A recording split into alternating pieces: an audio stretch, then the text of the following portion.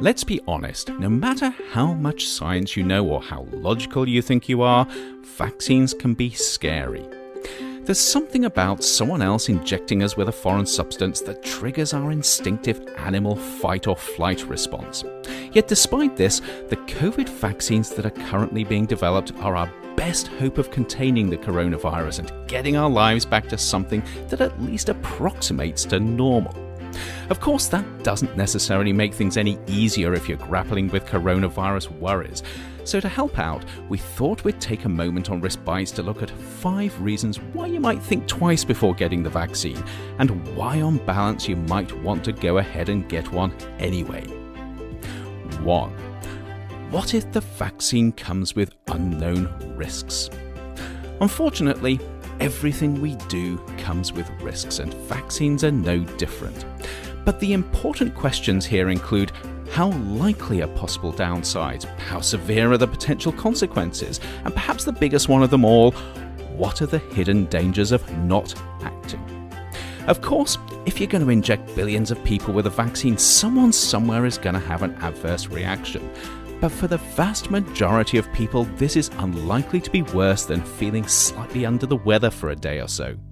Fortunately, even with the speed with which these vaccines have been developed, we have checks and balances in place to ensure that the likelihood of things going seriously wrong is incredibly small. Which means that at the end of the day, the biggest risk most people face when getting a shot is a bruised ego as they realise they should have got one sooner. 2. Maybe the vaccines won't be effective. Fortunately, the way that vaccines are developed and regulated these days means that we have a pretty good handle on how effective they are, and all the evidence on COVID vaccines so far indicates that they are as effective as they need to be for reducing infections or reducing the severity of the impact if you do become infected.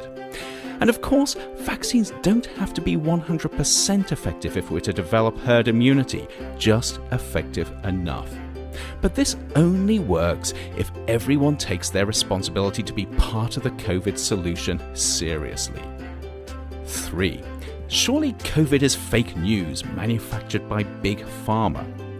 Okay, so let's be honest here, there is nothing fake about COVID. This is caused by a vicious virus that's killed millions of people and left many more struggling with long-term health issues. And if you don't believe me, ask anyone who's had to treat the sick and the dying. This is also not a virus that we can overcome through wishful thinking and blind optimism. No matter what you think of Big Pharma, we need vaccines. Of course, pharmaceutical companies will make money out of these. They have to, otherwise they wouldn't be in business. And developing new vaccines is a crazy expensive business. But this is a yes and situation where everyone stands to benefit from effective vaccines. And trust me, getting COVID vaccines right is something that pharma companies know that they cannot afford to get wrong. 4. Aren't COVID vaccines just a ploy by Bill Gates to implant microchips in everyone?